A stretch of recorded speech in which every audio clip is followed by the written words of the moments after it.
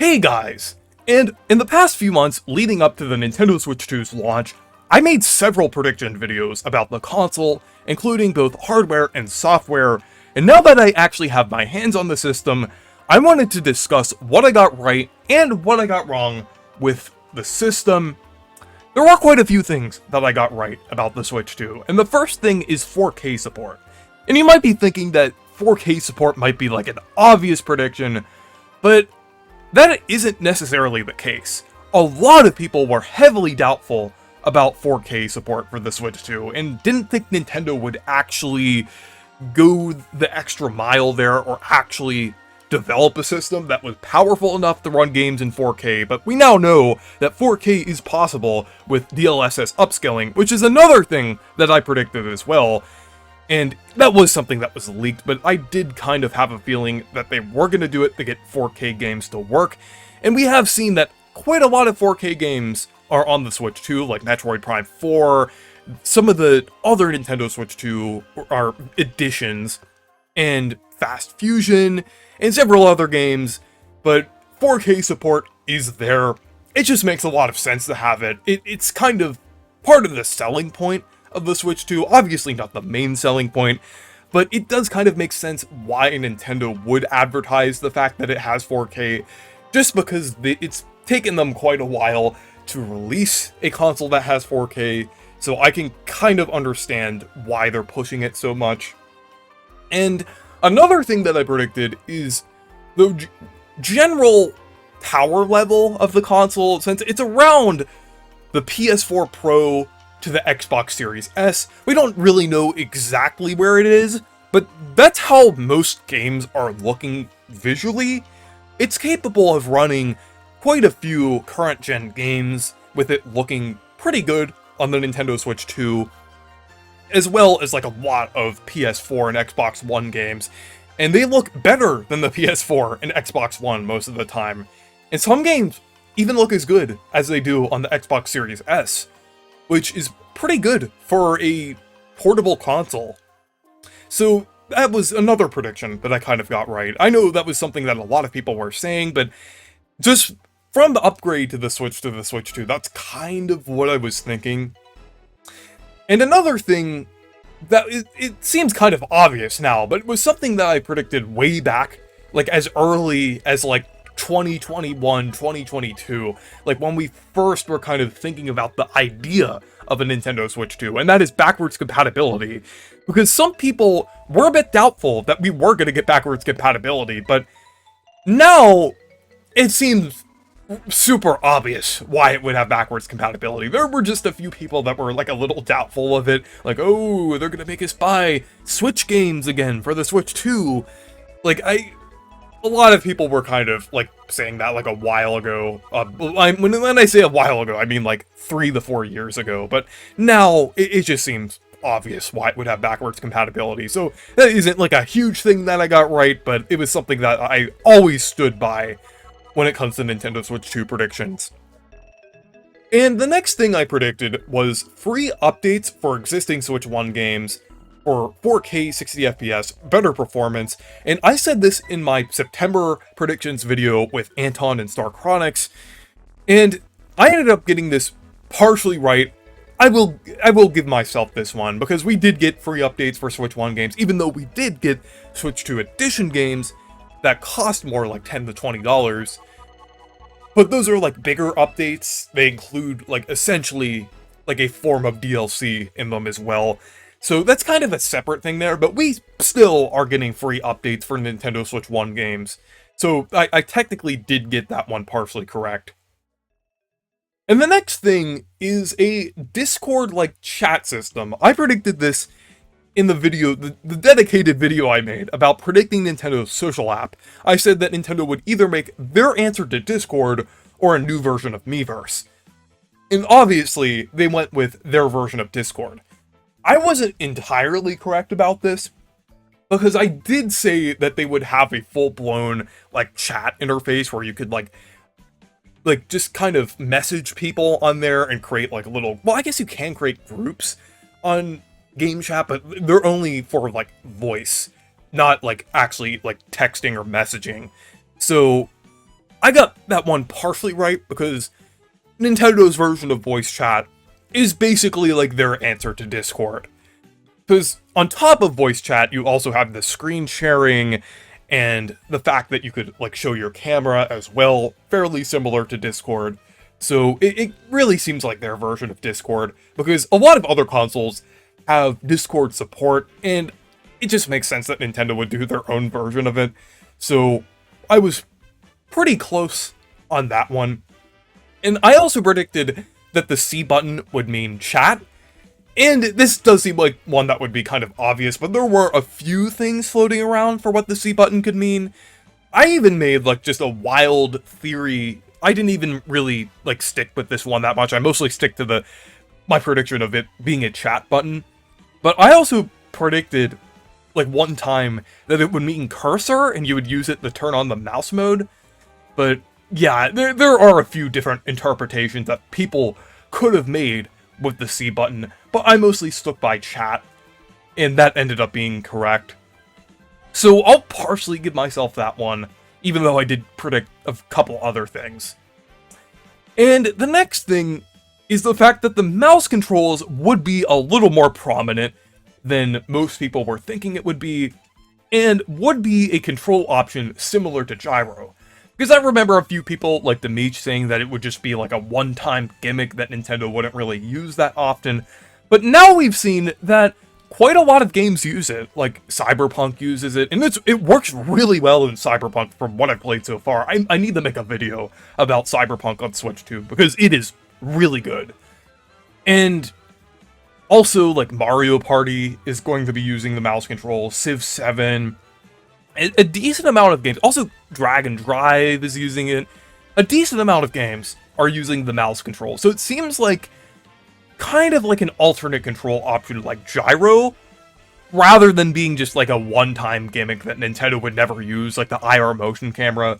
So I feel like mouse controls are a little more prominent than people thought it would be a while back. So I did get that prediction correct. And now, let's move into some of the game predictions that I got right.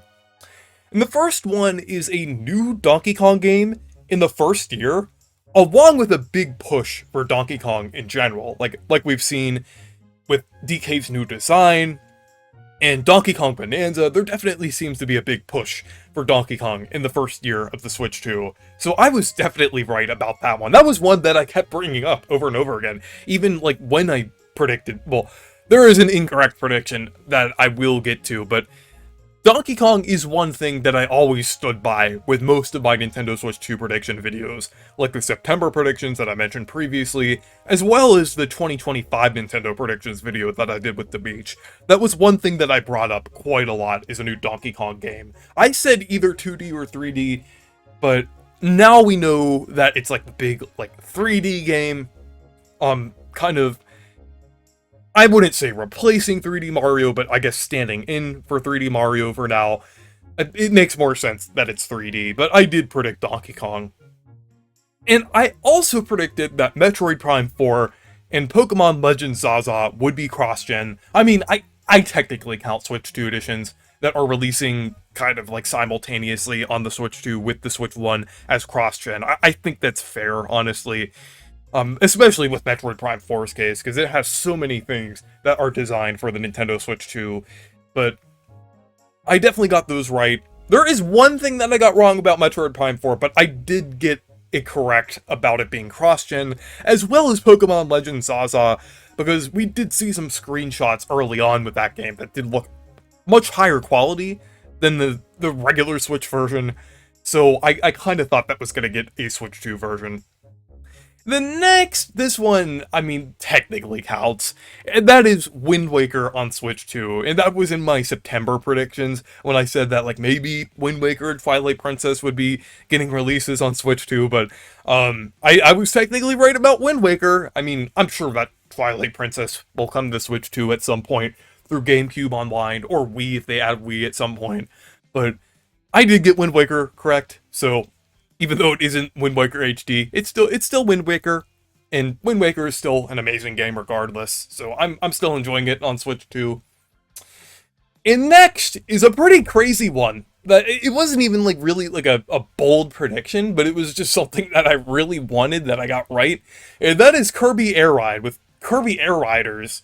Obviously I didn't predict the title, but I did throw out the idea that we could get a Kirby spin-off in the first year of the Switch 2 because they would still be developing the next new 3D Kirby game. Now I think it might take a little longer for the next new 3D Kirby game because we are getting the Switch 2 edition / DLC-esque thing for Kirby in the Forgotten Land with Starcross Worlds.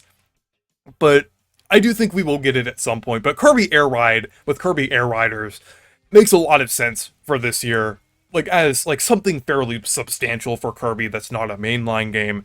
So I am just so glad that I got this correct. I don't even think I would have made a prediction that it would have been directed by Sakurai. I mean, I always would have wanted a new Kirby Air Ride game directed by Sakurai, but that's not really something that I would boldly predict. But I did kind of throw out the idea, so I will give myself that. I was kind of confident on that, so I'm very happy about that one. And then finally, I predicted that it would get some big third-party releases, like Elden Ring and the Final Fantasy VII Remake. It's actually like a little more substantial than I thought with the third-party support, since we got Cyberpunk at launch, and Cyberpunk looks amazing on Switch 2. It's genuinely impressive. It's a lot better than the Steam Deck and PS4 versions of the game, so it's definitely a pretty good version of Cyberpunk there. Not as good as like PS5 or PC, but it's still a very good version of the game.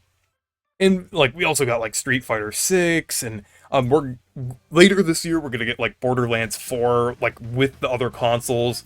So it's pretty substantial what we're getting with the third-party content on the Switch 2. And now moving on, there are a couple things that I was kind of a little neutral about, like some things that I was kind of like not fully predicting, but I was just saying, oh, they could happen, or was just kind of vague on if it could happen. And one of those is Mario Kart at launch, as I predicted that it would either be 3D Mario or Mario Kart. Now, it's obviously Mario Kart, but back several months ago, well, I mean, even before the reveal, like back around late 2024, I was thinking it could be either or, because both made quite a lot of sense. But now, it just makes more sense that Mario Kart would be the launch title. The only reason why I was partially thinking they might have done 3D Mario over Mario Kart is because a few, like, fake leaks a while ago about people saying that, oh, I don't think Mario Kart's actually going to be a launch title this time. I'm not sure if any of you guys remember that, but there were, like, a few things kind of spreading around at that time, but that was the only reason why I said, oh, it could be 3D Mario rather than Mario Kart. But I still kind of stood by Mario Kart as a possibility. And another thing was the fact that it would be a late spring 2025 release date. I was technically kind of correct by that. Well, back in the September predictions video that I made, I did say May, but I originally said late spring 2025 as like a general kind of release window. And that was technically correct, as well, June 5th is technically late spring. It technically isn't the beginning of summer yet until later in June. So by technicality, I got that right. I mean, I'm sure most people would consider this time frame summer now, by just a lot of people's standards, but it still technically is late spring. So I technically got that right. So yeah, I was still like technically right about that one. But I just put it in neutral because I was very vague about that. But finally, there were a few things that I got wrong about the Switch 2. Some of them I'm actually kind of surprised that I got wrong. And the first one is the new Morphic / Cybermorphic UI, kind of comparable to things like the Pokemon TCG Pocket menu or Nintendo Alarmo or Windows 11. I was thinking it might have been like that, where there's like a little more depth to the menu, and with it being a little more interesting. So I didn't really get that right. It's really just a slightly better Switch UI. One thing that I do think is nice is the sound effects. It does give it a little more personality than the Switch 1. but we really didn't get that new Morphic UI that I was hoping for. And I'm actually kind of surprised by that. Like I said, like, since Nintendo just released a Larvo, which had a lot more depth to, like, its icons and things, so I was thinking they might have done that with the Switch 2 as well. And then another thing is a new 3D Mario being revealed in the Direct back in April. That was actually one thing that I predicted incorrectly just a couple days before. I made a whole dedicated video about it that ended up being wrong. Well, I mean, maybe my prediction for it will eventually be right. There's still a chance of that happening, because that could still technically apply if we get like a 3D Mario game next year. But yeah, we didn't get that in the Direct. We ended up getting Donkey Kong Bonanza though, which is extremely exciting, and honestly, equally as exciting as a new 3D Mario game. So I could wait a little bit for 3D Mario. At least we're getting Donkey Kong.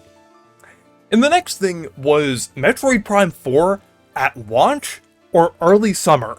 I mean, it could still technically be released in the summer, like if it's released like in late August or sometime in September, but I think that's kind of unlikely. Well, maybe September, but I don't know. I was kind of predicting early summer, like right after the Switch 2 launched, and I also was saying it could have been a launch title, and that was both in the September predictions and 2025 prediction videos. So that didn't end up being right. We are going to have to wait a little longer for Metroid Prime 4. So it is a little later than I expected, but it still might be fairly soon. And then another thing, which isn't like a huge thing, that was just something that I kind of threw out there, and that is the online playtest becoming a big online title around the Nintendo Switch 2's launch. This could still happen. Like, we could still get the game that was like the online playtest from last year. We could still get that in some form later this year, but I thought it was going to be close to the launch of the Switch 2, and that likely isn't the case, unless Nintendo like shadow drops it in the next couple weeks. So that likely is incorrect, and I'm a little disappointed, because it would have been nice seeing like that game become an actual thing, because it looks pretty cool from the footage that I've seen. But it might still be a thing, like later on. We might have to wait for that one. And the next thing is more social media elements in the chat system. This was kind of something that I already brought up with like the fact that there could be groups and messages and things like that, like aside from the chat, like you could kind of like message people on there, not just talk to them, and kind of like post things, like send things to people. I thought it was going to be more like that, but that ended up not being the case. It's really just voice chat and like the extra things on top of voice chat as well. And another thing was multiple Joy-Con 2 colors at launch. I said this back in the September predictions, and we just ended up getting like the one set with like the gray, like blue and like orange or red, like that orangish red color. I'm not sure what exactly the SKU is called, but we just ended up getting like one color there, which is a little unfortunate, but we probably will get more Joy-Con 2 colors at some point. And then finally, we got the prediction of games being $70 at most. My prediction was that there would be a mixture of $60 and $70 games. Like, let's say like some smaller titles would be like $50, then some regular sized titles like 3D Mario. Actually, 3D Mario is kind of big at this point, but like, I'm guessing like maybe Donkey Kong would be like $60, and then like, I'm guessing like the new Zelda game or even Mario Kart would be $70. So that's kind of what I was thinking, but obviously I was proven wrong there, and we are getting $80 games, which is just absolutely insane. That is one incorrect prediction that is really disappointing and really unfortunate.